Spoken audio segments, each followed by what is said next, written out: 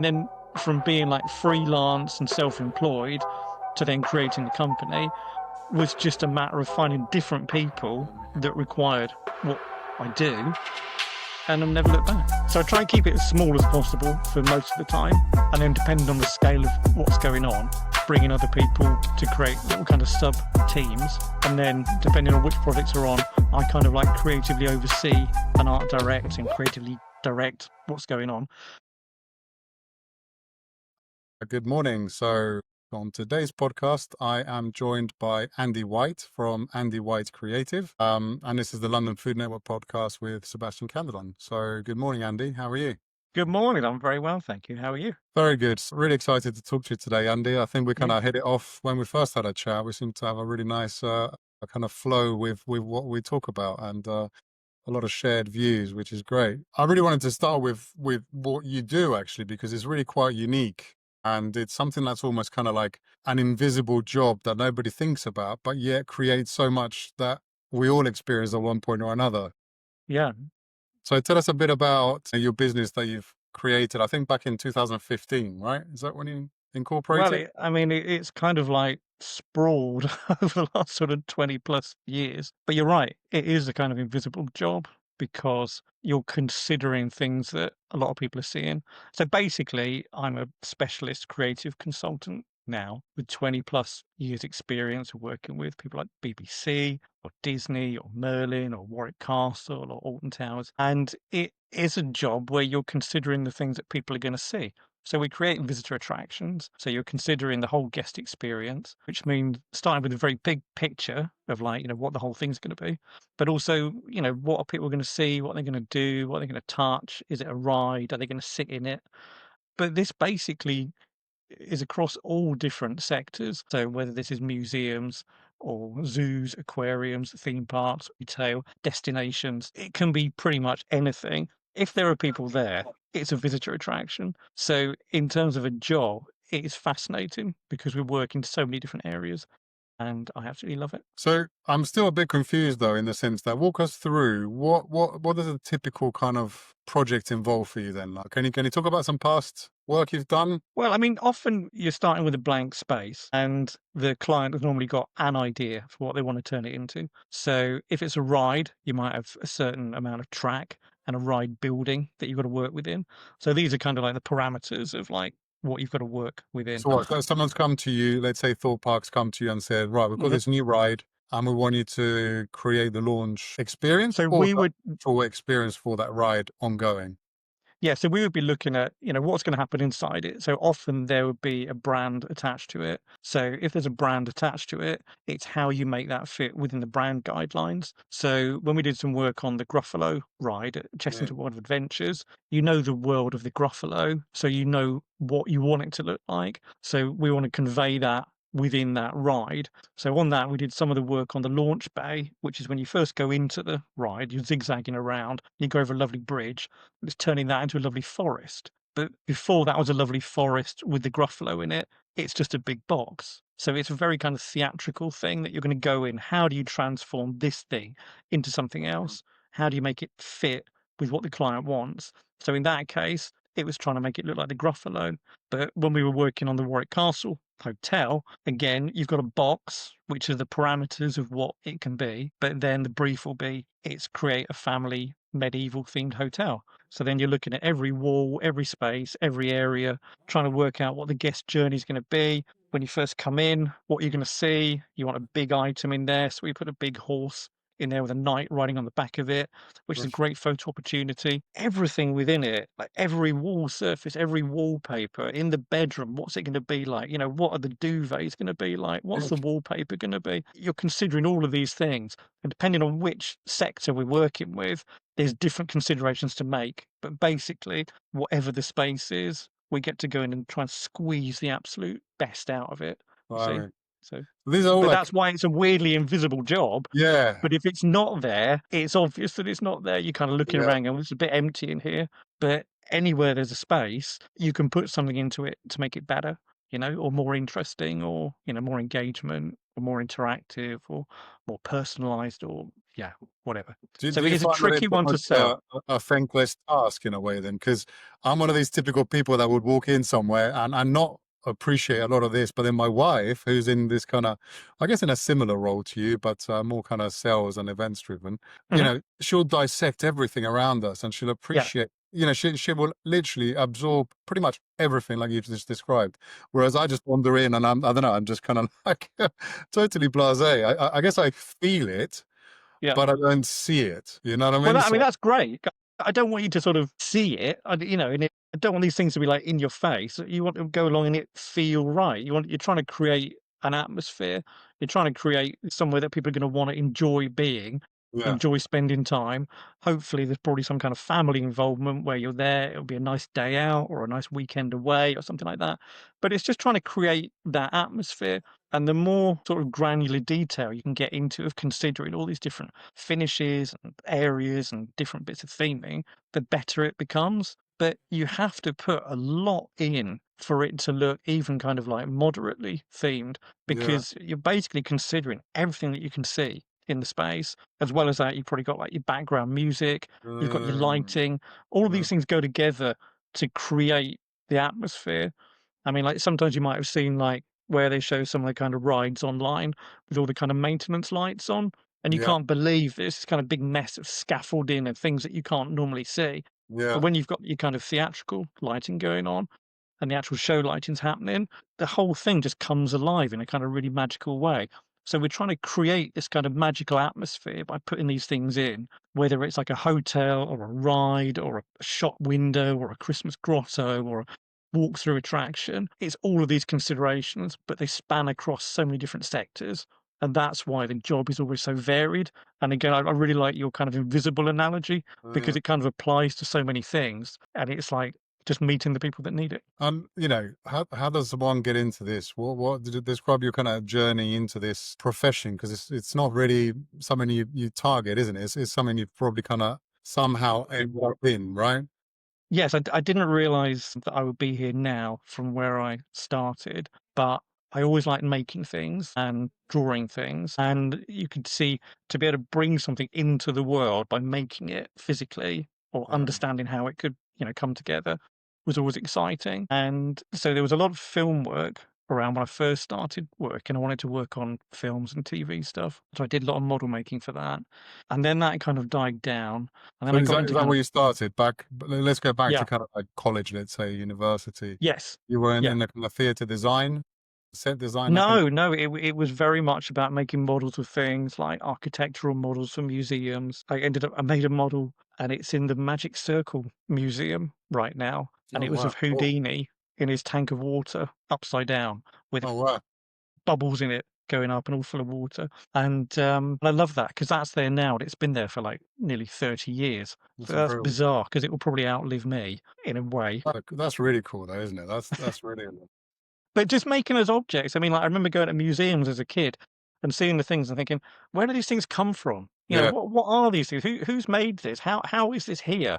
So I was always fascinated with making things and building things. And then I think I got the kind of building thing out of my system because a lot of the time you were building other people's designs. So if I did a lot of toy prototyping, I did a lot of work for Action Man and Barbie, which is fabulous because you're always making little gadgets and things that popped open. And I remember doing go-karts for Action Man because even Action Man couldn't go go-karting without a missile that came out of the nose of the go-kart.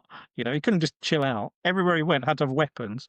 So Sounds like a making dream job, prototypes. isn't it? It's like the inner child in you has managed to kind of like, you know, Yeah, it's been carry on brilliant into because adulthood and you're able yeah, to dip into but it. all of That's these good. things, like, it's all these different interests of, like, mechanical things and how things work and how things put together, and kind of that kind of it is that magic and illusion and set building and creating something out of nothing. And I think after I'd done the film and TV work, having seen the amazing things that got built and then got destroyed, I kind of went, I'd rather it was a bit more permanent. So Mm, going from that stuff into more the retail stuff and the theme park and the visitor attraction stuff was great to see the stuff getting built and then stay there rather than mm. just getting built and then end up in a skip.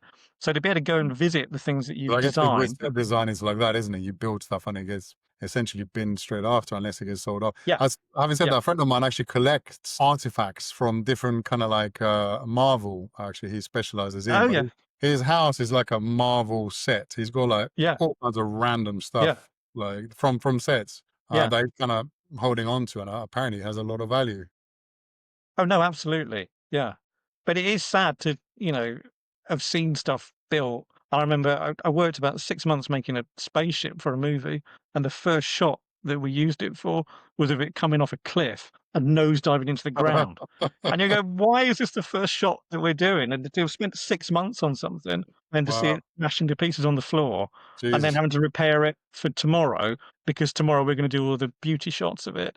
You're like, "Oh, okay." Oh, well, I guess that's movies is like that, though, isn't it? Because everybody thinks Yeah. that a movie's made in the chronology of what you're actually watching, but of No. course not. It's just various kind of Yeah. scenes all then stuck together to make the Yeah, movie. yeah, yeah, yeah. But that was great, and I'm thrilled that I did it because it was kind of like the at the time, it seemed to be the kind of last kind of like dashes of the film industry before everything became like CGI. But Right. then it kind of like has now gone back again into the combination of CGI and real physical props. Oh, interesting. So, yeah, but I'm glad I Why is did that? it then. Why is that? There was a lot of things that were a lot easier to do just digitally. Like, No, on no, I the mean, spaceship I that I was understand the CGI. Why you're saying that now it's kind of gone full 360 because I think hybrids when now? it came in, it seemed like, wow, this is the new thing that's been off all the old techniques. But now it's a combination of those techniques. So you've got like the real actual prop, but then you might have some digital embellishment on top of that. Okay. Rather than in the sort of late 90s, early 2000s, it was kind of like, let's get rid of all the props entirely and do it Yeah, completely with totally, totally. CGI. And it's almost like the CGI wasn't quite good enough to give everybody what they wanted, but because it was Yeah, the new toy, it got everyone wants used a to. lot. Yeah, Whereas like now, I mean, I guess it's that whole thing of like, DVDs came in, replaced VHS. It was that right. kind of like feel to it. But now everyone's kind of learned, well, actually, it's great to have both and use them both and get the best out of It's like both. a hybrid, Yeah, like a yeah, hybrid model. That's nice to know, and I hope that kinda sustains, if you like, into the future because, but I that's think like your friend. Your friend wouldn't have anything to collect if everything was digital, yeah, you know? But to see the real objects, from film and TV production, I think is always exciting.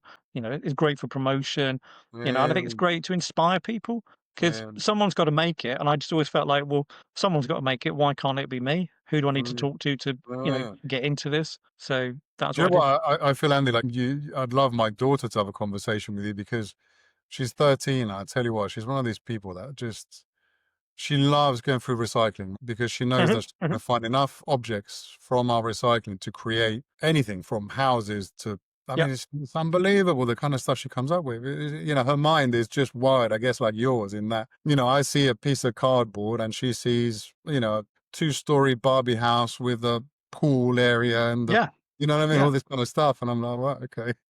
But no, but all of these things are kind of like steps along the way to creating whatever. Like often it's easier to like just sit and physically make it on the table, just go, it could be like this. Yeah. It's just communication. So if I'm working within a group of people, it's easy to, if the quickest way to do it is with a lump of plasticine and just go, look, it could look a bit like this.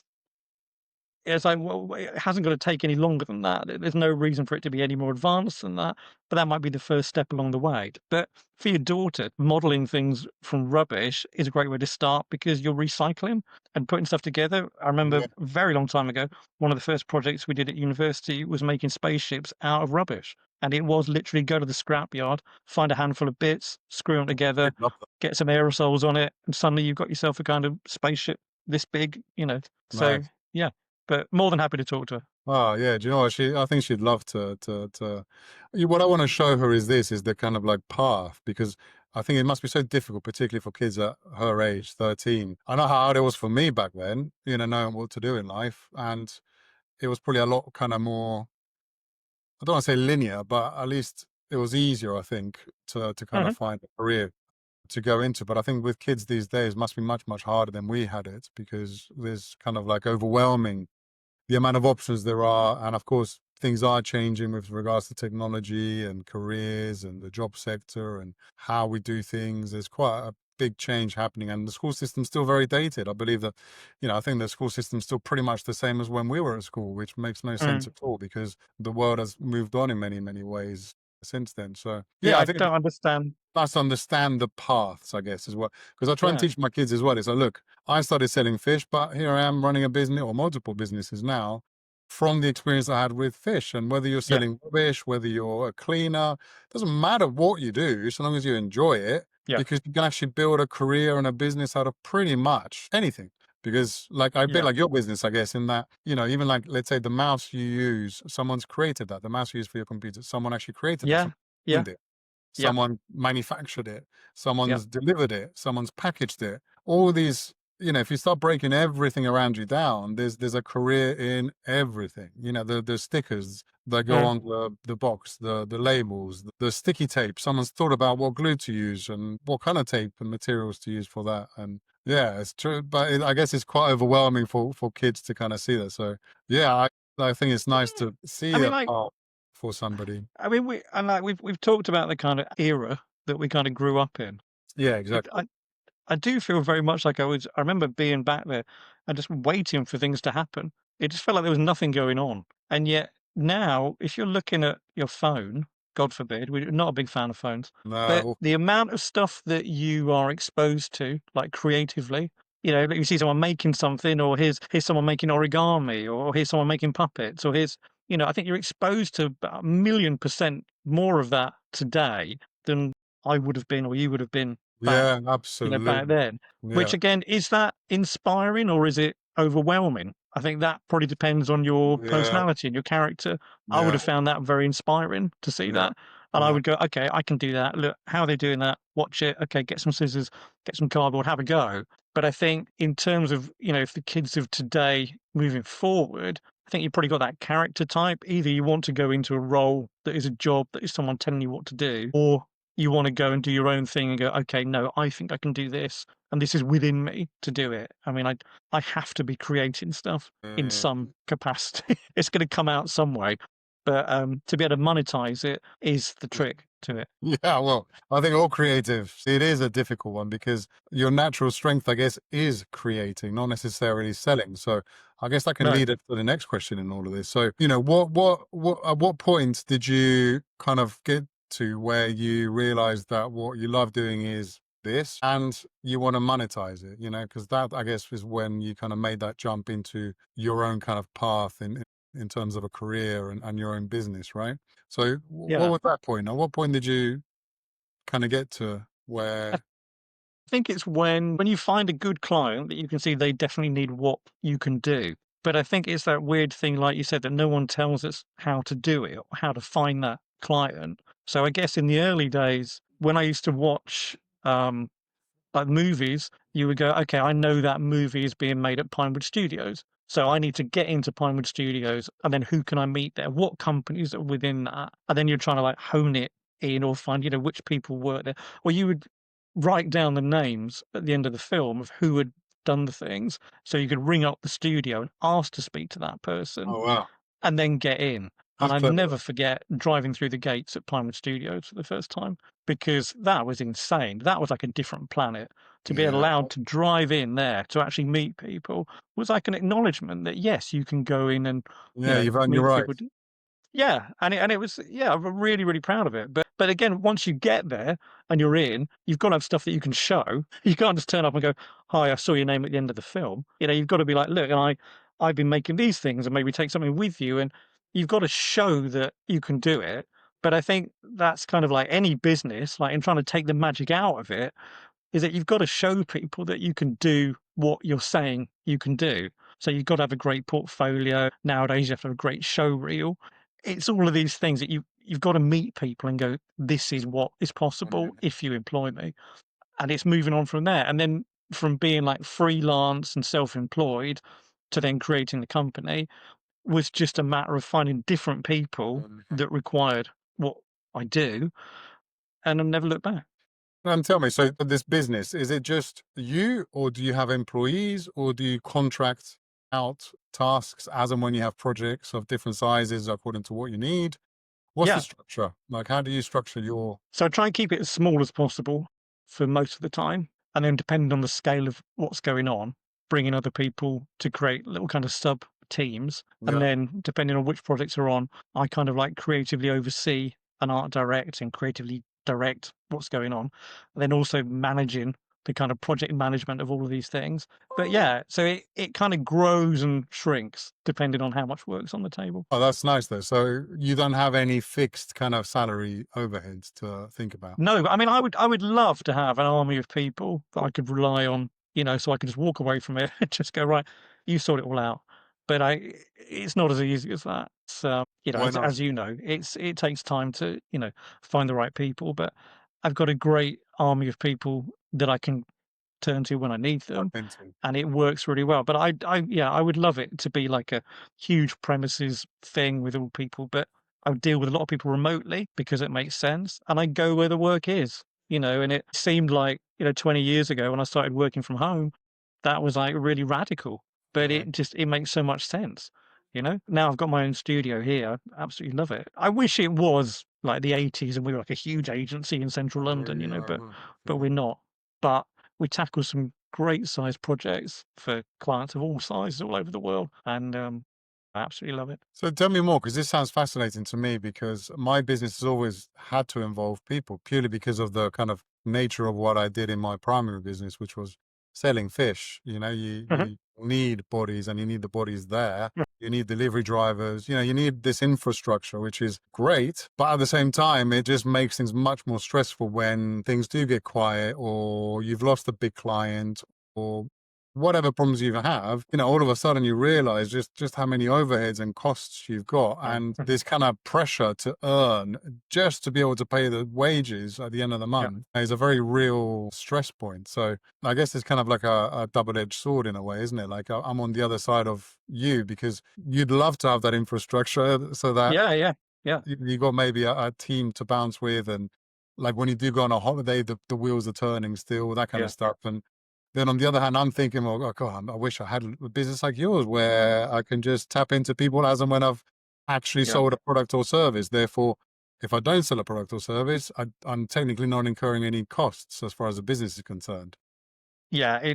In terms of a pipeline, it's hard to keep it, flowing all the time. It there's seasonal highs and lows. There's Mm. kind of like end of year things where it kind of fizzles out. Then you get into October and kind of like new budgets get released. Normally a lot of stuff goes nuts. Seem to always be busy right up till Christmas. I don't know why everyone leaves it till Christmas. I would much prefer that we just had like a constant flow of Yeah, of stuff course. throughout the Well, year. that'd be lovely, wouldn't it, in every business?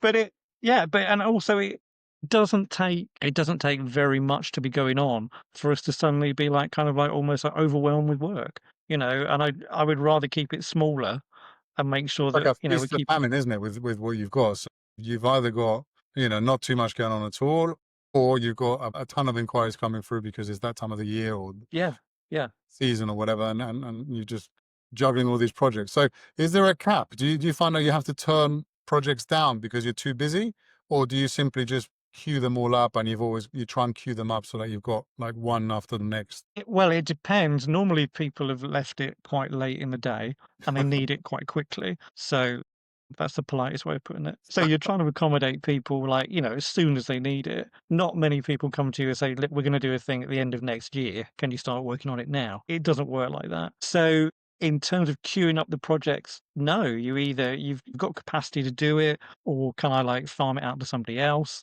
Or Yeah, bring yeah. somebody else in to help us make it happen. But yeah, it's a real kind of juggling act to keep it all going. And then, of course, and if you're not working on the work, you're working on the sales side of it and trying to, generate more leads, things like that, which is like a And huge how do part. you generate sales in your line of work then? What do you have to do on a kind of proactive basis to kind of get more work in? Is it a case of contacting old leads? Is it new leads? Is it what's the kind of Yeah, you're stuff? you're always looking for new leads. We've got a great roster of clients that we've had for a very long time, which we keep returning to. So we're supporting them as well as trying to bring in new people. There's always something going on. It's incredible, really. If I was talking to myself 20 years ago, if I could just say, "Look, don't worry, there's always going to be something going on," you know. Mm. But you didn't know that 20 years ago. You just think, well, I like doing these weird things, which are really hard to sell. How do you make a business out of this? And yet, somehow, yeah, more than 20 years later, it's still nicely busy. But I love meeting people. I love the networking, like talking to people about it, talking about the work, talking about the business of it, because Really? like we touched on before, it's not a tangible thing. It's Uh, either you're doing it right or you're doing it wrong. I think you've got to be quite harsh on yourself to go, well, if it's working, it's because you've made it work, and if it's not yeah, working, absolutely. it's your fault. So I think you're always honing that, and I it's guess changing so fast. in your line of work as well. Yeah, it must be quite high stakes, really, because, like you say, if you mess up, you mess up big, I guess, don't you? Because you're dealing with, I guess, quite big names, like you've just mentioned. But not just that, but Yeah, head there's a lot of confidentiality. fall as well. And I guess you know your work is so public. It's just one of these, like I was saying before, about the invisible role that also means that all of a sudden it won't be invisible if it Yeah, didn't go well, yeah. because you can't hide it, you can't hide from it. It's out there, and We that's we it. did the You're we exposed. it makes me feel horrible. When we did we created the Bluey bedrooms for Alton Towers Resort. I think it was end of last year. So we'd done like 5 or 6 different versions until everybody was happy with it. And then that is the concept for what the rooms are gonna be built into, and it was so top secret. And I remember going into work one morning, and I opened up LinkedIn, and I just saw all over it the concept art that we created. Oh Now, shit! I knew it was gonna be used for marketing materials, that was fine, but to actually see it on the screen makes your stomach kind of, "Oh my god," because you're so used to keeping it secret or sitting on it, but then to suddenly see it everywhere, and it's in newspapers, it's online everywhere, it's in different articles, it's shared all over the place. That is quite terrifying, but it is quite a thrill at the same time. But we haven't had anything get out that shouldn't be got out. But you do tend to know about a lot of stuff all the time that you can't talk about, and it's quite tricky. Must be difficult, actually. It must be very challenging to come home, and your wife says, "How's your day, darling?" Well, can't really talk about it. Yeah, no, we Yeah. just sit there silently and eat, don't ask, but, yeah, it'd be nice to do some stuff that wasn't so super secret, but again, I'm just trying to think of what can I tell you about that we're doing, and I can't. Well, in a way, maybe that's a blessing, Andy. Maybe that's a blessing, because I think the curse, like for example, my wife and I have, seems to be that we vent a lot to each other about Mhm. our day-to-day problems and things. And sometimes Yeah, we didn't spend quite so much time talking about these things. yeah. It's almost like we have to catch ourselves and say, "Hang on a minute, darling. Like, work's done. We haven't Yeah, yeah, yeah, let's just not talk about that. Why don't we talk about some nicer things than yeah. like work, you No, know?" I've got, like, complete opposite, is that we just don't talk about it, and we talk about everything else instead. But I love that because work is work, and your home life and your personal life should be different, it shouldn't all be the same. But I think when you love what you do, it's hard to try and separate Mm. it out, Yeah, so right. you get to leave it behind and walk away for a bit. So, yeah, the eternal battle. Well, I guess you can talk about it with your team, though, right? That you do build. Yeah, but that's not the same, Yeah. you wanna the great thing is when you be able to get to go, "Look, I do this," and everyone's like, "What, you mean you were doing that?" I was like, "Yeah." And it's lovely 'cause it's always a surprise, and I Yeah. think everybody in the family loves it now because they will find out. It's just like you just gotta wait for it. Well done for keeping things such a secret. I'm not sure if I'd be able to keep these things a secret. So, we're talking before the podcast about, yeah, to talk about challenges as well. Because like we were saying, it seems that there's too much out there about these kind of glorified business owners and how running a business is just a three-step process. Instagram paints a great picture about pretty much anything, but the reality is that, most businesses, whether you're on your own, you got hundreds, thousands of employees, it doesn't matter which path of business you've taken, there's going to be turbulence. And, I wanted to talk about that. So what's been your kind of most turbulent time since you kind of went off on your own, and how did you overcome Oh, those wow. moments? I don't know about a turbulent time. It's always felt like it's a struggle to sort of communicate what it is that we do, because depending on who we're talking to, they might not need what we're talking about, because we support other people, and depending on what they are or what they need, depends on what support they need. creatively. So if you were like a shop and you wanted a shop window creating, you'd need a different discussion to if you're a theme park and we're Yeah, talking yeah. about a new ride. Mm. So when you're advertising what we do, it's not like one of these kind of like, I hate the word funnels, the F word, Yeah. that you're not trying to appeal to everyone, but you are trying to appeal to everyone to go, hey, look, we're here and we can support you. But I can't tell you how we can support you until we know more about you and what you actually need. So ever since I started, it's always felt difficult to talk to people about what it is because you need to know about them. You need to know more about them than Yeah. us Yeah. because we're actually here to go, well, what do you need? What do you need out of this equation? It's not about us. We can probably help you, but we don't know what we can do for you yet until you tell us what you need. So it's always felt tricky to do, which is So why how again do I'm you gonna get go back. around it? So how, because obviously you found the way to navigate that because you've got some incredible clients. So how, Yeah. what is your kind of process to create leads and close deals? What do you do? It's to go directly to the people that I think would be the decision maker. It's go to the top and then work down because You'll find, let's say, a theme park, and Mhm. you'll contact them, and then you'll create almost your script, if you like, to approach them based on what you can offer a theme park, Yeah. and then the I same mean, as stores. Like you might find out, let's say Harrods or somewhere like that, and say, okay, mhm. well, Yeah. this is what I I can did do. yeah, I used to do the it's funny you say that. I used to do the Harrods Christmas grotto. I think I did 6 or 7 years of that. So, Wow. yeah, so they're on the client list. But, yeah, it's approaching people that you can see that there is a need. So it's almost like I'm identifying that they need what we can do Hmm. and Hmm. then going to them and going, look, we can support you in this way. And I've Hmm. always felt that's the best way to do it because by trying to broaden it out to this kind of massive funnel of we can do everything, people are so overwhelmed by it and they think, Yeah, of well, you course. probably don't understand what we need. So it's kind of like the one on one relationship of talking to people.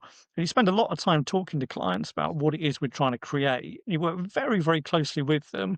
And I think that's why when we were saying earlier about the scale of it as a company, I'd always rather it was smaller and we do great projects and work with people and they're very, very satisfied and they come back rather than like take on too much, Yeah, yeah. mess it all up and lose all of them. I'm always happy with working very closely with people. I don't want to lose that. So what was your kind of ideal, so, we talked about your challenges and the kind of where you are and where what business you are getting through. So if you were to look into the future and you were thinking, okay, well, the business I'd like to steer toward or steer my business towards is, what's your perfect client, I guess? What is your perfect future client? What is your kind of target group of people or businesses that you'd love to work with most? I like working with large scale projects that go on where you can see you're trying to build a big area. So a lot of the resort development that we've done and the hotel side of things, they're great because there is so much needed to flesh it out. And there are so many kind of touch points in it. Like you would have like a, themed food area, themed restaurant, themed Yeah. entertainment space, themed bedrooms. So anywhere it can be themed or changed from the So it could norm. be anything. I guess like could be any restaurant group. Could be, I don't know, let's say the Yeah. restaurant group Giraffe. If Yep. they were putting up a restaurant, you might help them create the experience for that particular restaurant with that in Yeah. mind. Yeah. No, it Is can, that it can like go anywhere. you That go that's anywhere? why it's So so brilliant. Yeah. yeah, absolutely. So you can literally go anywhere, isn't it? Like libraries, if Well, you want yeah. to, I mean, like the library might contact you and say, listen, we want a kids themed library, and yeah, this is do kind it. of, yeah, cool. But the kind of I guess the knack of it is that, maybe that restaurant group or hotel chain aren't thinking of doing it, whereas I would approach them and say, "Have you ever thought of doing this? Or look at what we're doing for somebody else. Would you like something similar? Or we could Yeah, come up with something completely new." And it's just, I guess, having the willpower and motivation to go in and make the approach yeah, and sell the service, because once you're in and you're talking to people, it's much easier to, show what it is. yeah, But of at course. this point, I've got One, such a fabulous inspire. pool. Your job is about inspiring, isn't it? You are inspiring people Yeah. to. But I don't think people realize what they could have or what could be done. And it's, that Most of we us are sort of not as like, creative, Andy. Most of us are not like you. yeah, That's the yeah. beauty of And this if life. everybody was, Yeah, I'd be out of a job, So it's approaching people and just go, well, look, had you ever thought of doing this? but kind of like when you're talking about the kind of overwhelm of just there's so many opportunities, yeah, Mm. I can go anywhere and approach anyone and just go. But at the minute, it's more about going, okay, well, what would I like to do? Who would I like to talk to? So we're in some interesting discussions at the minute about different projects and things. And And do you it, do all the outreach yourself then? Do you spend that time yourself on mm, researching the kind of client you want to work with? And then yeah, it's how do you reach out? Do you call them? Do you email them? Do you send a letter? What's your kind of go-to strategy for trying to get to somebody a on bit a of job? everything. Bit of Yeah, everything. yeah. Whatever works, whatever gets you in the door. So we love the LinkedIn. Email's great as well. Yeah, We do a lot of Zoom calls, to chat to people. And, yeah. I think people can tell when they talk to you that you can really do it. You wouldn't set Yeah, yourself up in this line to go, "Can I waste your time?" It's like, at this point now, I'm so proud of all the stuff that we've created up to this point, and it's lovely to be able to just point back to it and go, "Well, we've done this." yeah, right. You know? Do you do that? Do you do that? Do you reference previous work on your email Yeah. outreach or LinkedIn stuff? Yeah, because you wanna say, "Look, whatever you're doing, it's gonna be slightly similar to something else," you Mhm. know? But you have gotta be the salesman to go in and go, "Well, look, you could have this, or you could have something similar," because Mm, you're trying to spark that moment of, like, realization for the client to go, "Okay, we could do this." But then often people will come to us and go, "Look, we're thinking of doing this, how would you develop that?" mm, Or, "We're running an attraction. Some of it's working, but some of it we wanna improve upon. Is this stuff that you could do to sort of dial it up a bit." So we're often working with people doing existing things as well, which is great because they're already there running. yeah, So yeah, I get to exactly. go in and be a consultant on that as well. So yeah, it's lovely, but I feel it's very personal. I think it very much comes from me. I haven't found anybody yet that I could send in instead of me Yeah. to do it and go, well, this is how it could be done.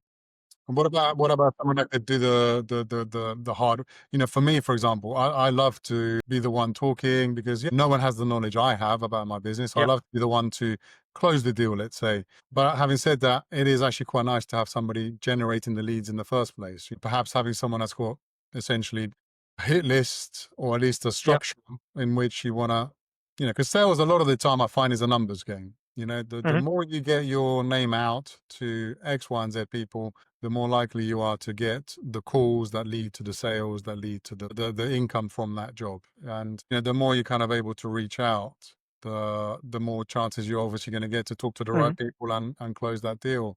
And what slowed me down in the past a lot was it was similar to you. I would always be going to the particular customer I want to get on board. And I would go to great lengths to get the customer on board. And my success rate was very high. But at the same time, when I didn't get those clients, I remember it would impact me quite a lot. Actually, I'd get so upset, because I'd be like, I put so much work in, and I know that my products would be great in that store or whatever. And when they don't take you in, or a competitor comes in, it's kind of easy to get down. And then you realize that it's not, it doesn't matter. There's actually a lot more customers out there that Yeah. you know you always reduce a lot in your mind the scope in which you can actually grow your business. Or at least for me, don't know about it for you, but and actually talking to you, I realized that actually probably your pool of customers, if you like, is huge because Yeah. literally most businesses out there. I was thinking maybe even like corporates, surely when they throw events or themed events, they need Yeah. like someone that's kind of Yeah. creative, right? And Yeah. so you're quite fortunate in that because you could literally you're like a chameleon. You can morph yourself into anything really in the You creative have to sector. go where the work is. So you've got to approach where the work is. And again, there's up times and down times, there's seasonal things. But yeah, you're right. Some of the work that we do is with like events, which might be, more towards Christmas, but we'll talk more about that at Christmas. And yeah, but the chameleon thing, yes, is very true. But you're trying to see where your chameleon ability can fit, and you can target where it goes. But in that way, I guess that I am not appealing to like a mass market. I'm quite focused on who I'm talking to try and make it work. Yeah, But when you said about the personal thing, yes, it can feel like a rejection if it doesn't happen, but you've got to understand that it is brutally commercial to be working in any sector, and that it's not like a personal rejection. It's mm. just maybe they're not ready to buy, maybe Yeah. it's But not the timing, right timing's time for another one. them, or You're wrong. You know, so they might not buy today, but actually in 2 months' time, 2 years' time, you might get a phone call from them to say, actually, Yeah, and it's so more about being on the radar and being yes, like with absolutely. like I don't know if you've done any of the kind of trade shows or anything like Oh, we've that. done loads of trade shows. Yeah, yeah, Mm, yeah. Not so much these days. I feel like trade shows have become more difficult these days. Or at least what I learned is that with trade shows, it's great to get your product to mhm, the person, right? But actually, what I realized is a lot of the work is actually on the admin side thereafter. So it's the actual one-to-one proper conversations about what it yep, is that we can actually do for that customer. Because it's all good mhm, to present products, but you've got to be able to demonstrate to that customer why this particular range of products out of the full range is going to work for their particular store, and pricing, delivery, logistics, all these kind of things. They're not talked about on the show. The show's mm, just showing your products. And now with, AI, kind of email automate, I've done a lot of stuff now where actually I get way more response. I get way more success from not being physically present at that initial stage of getting your name out. And actually, the kind of results from that are way better than, because you've done expos. They're expensive. It's for yeah, us as yeah, well. It's produce. We need refrigeration. We need electricity. We need obviously the stand. The stand needs to be a good enough size. Otherwise, you're wasting your time. yeah, yeah, You've got to yeah, have staff there. You've got to think about hotels, transport. And all of that. And then on top of that, then you've got to go through all of the admin process afterwards and yep, make sure that all these people you've talked to weren't just wasting your time, like a lot of them do. A lot of yeah, them come over and they love to have a chat, which is great. I love chatting. But at the end of the day, I'm not there to just have a chat. I'm there to close yeah, some deals and generate an income. yeah. Yeah, I've moved away a little bit now from expos myself. See, I think they're a great thing. I think for you in terms of like, raising the awareness of your brand and you being the face of it, you are the best salesman for it. And I think you may not necessarily close a lot of deals on the day, but Mm, the number of people that you meet and the number of contacts that you might get from it, having done over the last 5 or 6 years, I've done the family attraction show at the NEC and the Museum and Heritage show, Olympia in London, mhm, and both fantastic in terms of just getting people that genuinely want to do something. They might not be sure exactly what they want to do, but that's fine. That's why I'm here. I want to meet them and go, well, okay, you want to do something. Who's it for? How much room have you got? What kind of budget have you got? And suddenly you're having a conversation about, well, we could do this. And then you're moving it on from that. But I think a lot of it is just being there, to be on people's radar, to be part of it, still be in the game. mm. um, I really enjoy them. Really, Yeah. really do enjoy them Oh, they're because a fun. lot of the I time we're enjoy that. tucked away in an office. But do you find that the success you get from it is worth the investment of time and money to physically be there? Oh, yeah. Yeah, Yeah. Yeah, definitely. Yeah. It is funny because you can't necessarily judge it on numbers. If you just went, "Oh, I only met 10 people in the last half hour." If you met one person and they ran the biggest theme park in the world, of course. and they gave you a contract for the next 20 years, well, that's enough people, isn't it? Oh yeah, absolutely. Oh, and don't get You me just wrong. don't know In the who's gonna past, be my, there. my biggest customer groups have all been from expos, from Amazon Yep. Fresh to, some big retail groups that we supply now. And Yeah. most of that has come from a show. Even though I'd kind of cold called on a lot of them that didn't get me anywhere, just physically being there definitely made a difference. So yeah, absolutely. It's very, very good to get your name there. And do you take props and stuff when you do the shows? Do you take like things that No, you've because I don't own anything oh, that is kind oh of that's sad. remotely, theme park size or hotel Oh yeah, size or good point. visitor attraction size. Yeah, exactly. So I Yeah, have to kind of convey it by artwork and, here's photos of stuff that we've done yeah. recently and here's a show reel of stuff playing to show what it's like. But yeah, it's great to be there though, to meet the new people, but also realize how many people you've met along the way, to this point now. And a lot of people I've worked with over the years in different companies, different businesses, different clients. It's fantastic to be at. So as much as it is a kind of work thing, it's quite a social thing as well. Mm, You don't realize how many people you've met, mm. but literally by the end of 2 days, you will be hoarse. You just go like, Yeah, it's really absolutely. hard. I always end up losing my voice.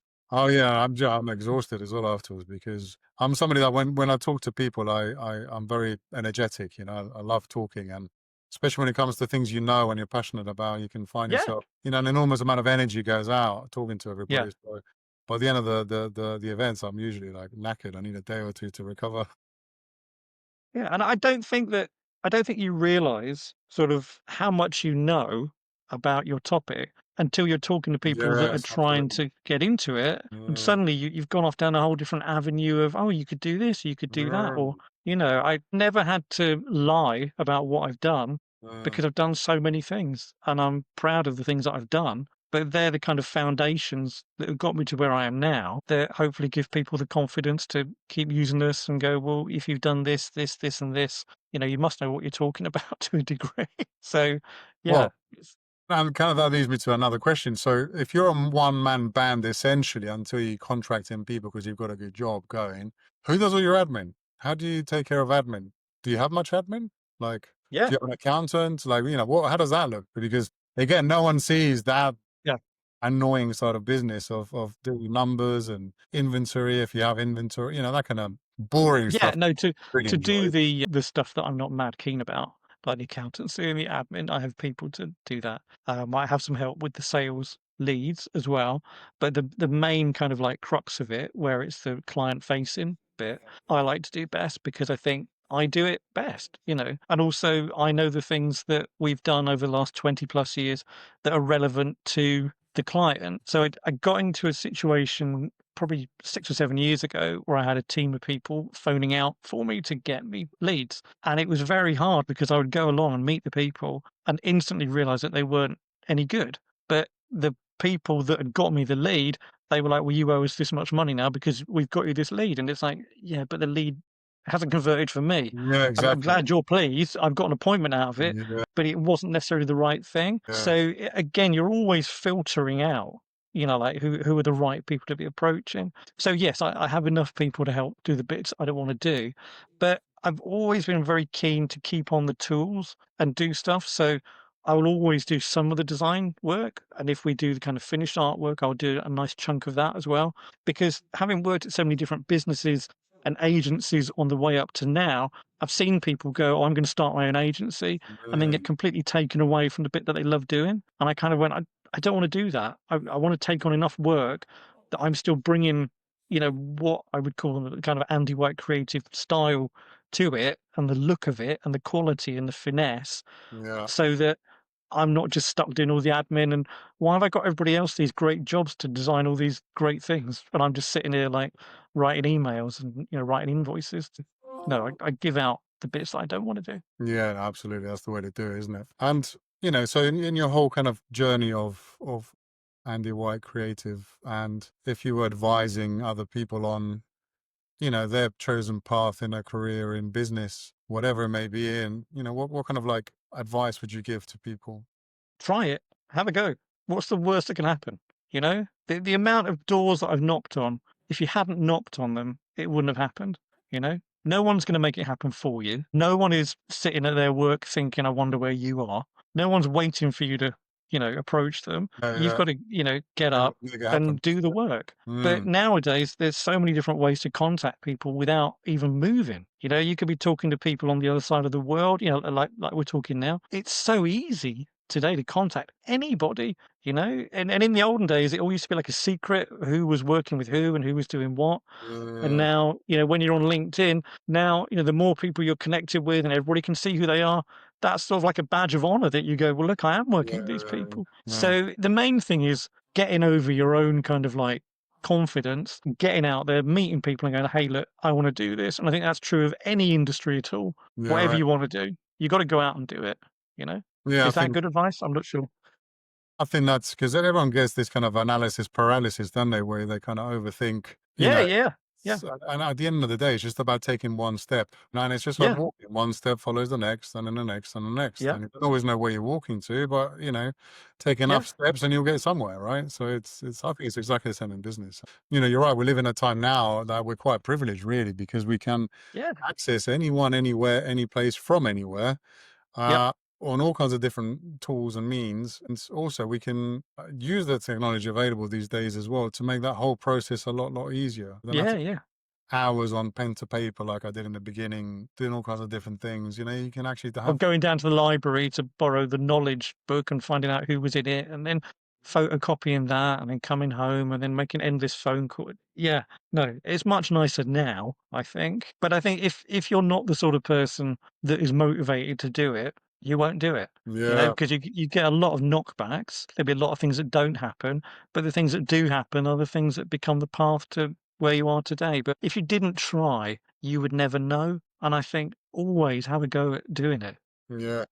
and try a lot of things. I mean, you must have tried a lot of different styles of food before you went, actually, seafood is like your preference. You know, I actually fell into it. I always wanted to run a business, and I loved food, and the opportunity just came up. And I think Mhm. that's part of the other one is, you know, we all get opportunities, we all do. But whether you're open to it or not, you know, so Richard Branson famously said, you know, when somebody said how lucky he is or something like that, or and he says, well, actually, I'm not lucky. I'm just, you know, it's when luck is when opportunity meets preparation. Yeah. And it's as simple as that. It's just being open to take an opportunity. And like what you said, Mhm. it's just going for it. We all get opportunities, but not all of us take them.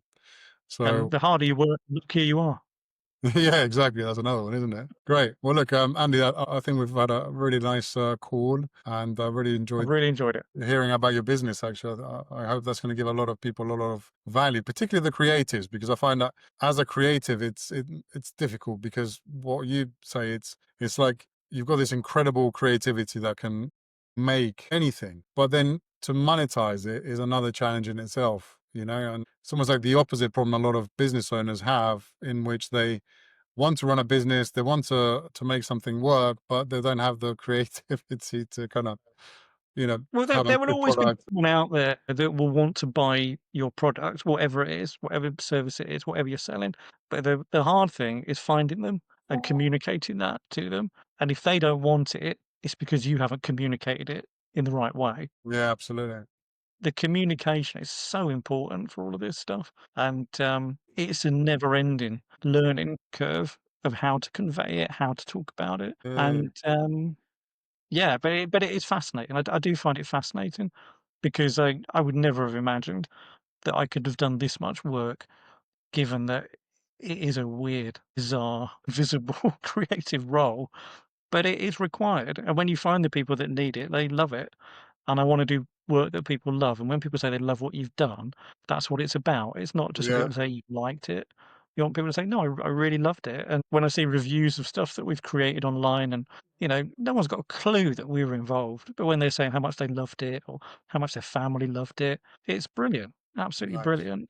So that That's really that is nice very to get rewarding. that feeling of accomplishment, I guess. Yeah, absolutely, yeah, Mm, yeah. mm. Well, thank you so much for your time, Andy. I really appreciate it. I think you've touched on a lot of really interesting points, and I really hope, particularly the youth of today, have some inspiration from this and can go and pursue their own kind of dreams and Yeah. goals. If it inspires one person, it's been worth it, and I'm sure it will inspire more people than that, so Great. excellent.